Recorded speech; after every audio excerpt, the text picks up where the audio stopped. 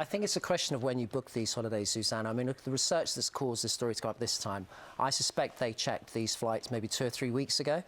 And it is always true that if you're looking at travelling at times of year when demand is very high, and that is any time, it could be school holidays, could be a bank holiday, if you leave it late, it's the worst thing to do. That's why... But hang on, you were on this earlier with us, and you made a very bold claim, basically referring it's all the airlines and they jack up their prices, and you, ABTA, and your clients never dream of doing massive markups. So we did a bit of research into this, Mr. Tipton.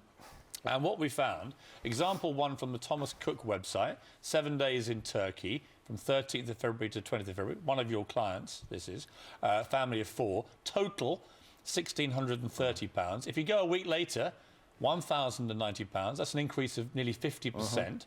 This one, to Tenerife, if you go in the Valentine's week, £726 compared to the next week, 404, an increase of 80%. Now, I don't know what your definition of massive is. That seems fairly humongously massive. And that is your clients, in my view, ripping off public who've got kids. And I think it's been a scam. I'm not taking this out on you personally, but I feel incensed about this because I think so many people that have kids in this country would love to take their kids away in these holidays, half-term, Christmas, and they simply can't afford to because there's a great collaboration between holiday firms and airlines, I think, to just make it prohibitively expensive. How do you plead? Well, Piers, I do agree with you that prices go up during school holidays. I've never denied that, and we wouldn't ever deny that. 80%? The problem is, and this is a problem throughout Europe, but it's been addressed in other European countries, is that we have school holidays are concentrated into very narrow periods of the year.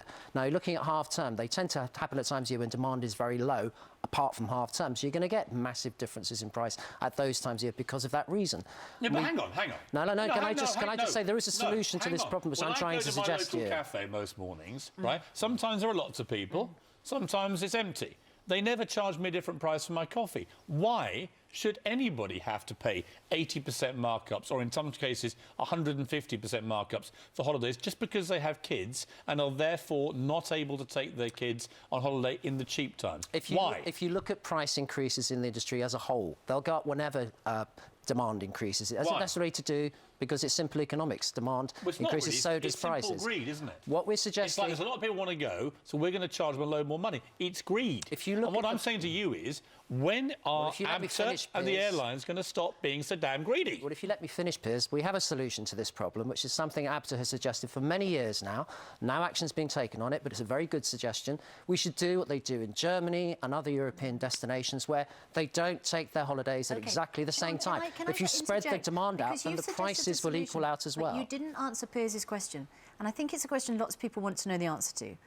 Why do you have to charge people more when more people want to go on holiday? Because by doing that, you price... What are the economics? But we don't supply and demand. Demand increases, so its relation to supply, so do prices. Why, if demand increases... Why do you have to charge prices more? Why do you have to charge a load more money? Well, this is simple economics. I mean, if you look What's the economics? If you look at going on a train, it costs more in a peak period than it does off-peak. But we're talking about air travel. It's the same issue. Why? It's precisely the same issue. Yeah, but the issue is pure greed. You know more people want to go, so you want to charge them more money and make more cash. Can we talk about this in another way? Just admit your greed. If you look at the average price margin over the course of a year, for tour operators is about 2%. Now, I don't regard that as particularly greedy. We've looked at the average prices that our members charge compared to companies in Europe. We charge a lot less. Do you admit to being a bit greedy, Sean? I admit that we make very low profit margins over the course of the year. I want a confession of greed out of you. We're not going to get it. What we need to do is a sensible solution to this problem rather than making cheap jibes, which is look at the time, the way we take our holidays, spread the demand out, make sure that parents have options to go, let's say, in September or June, where the weather's lovely around the Mediterranean, and they won't have to pay these high prices. Yeah, I think that's what we've suggested. It's a nice idea. It's never going to work in this country. They do it in Germany. And in the meantime, well, we're not Germans. Well, perhaps we should learn from them. We don't want to be Germans. I have to, do you know what? I have to bring it all to an end because it's going to be the half-term soon if we carry on. Lower the prices, look after the British. Sean Tipton from ABTA, thanks very much.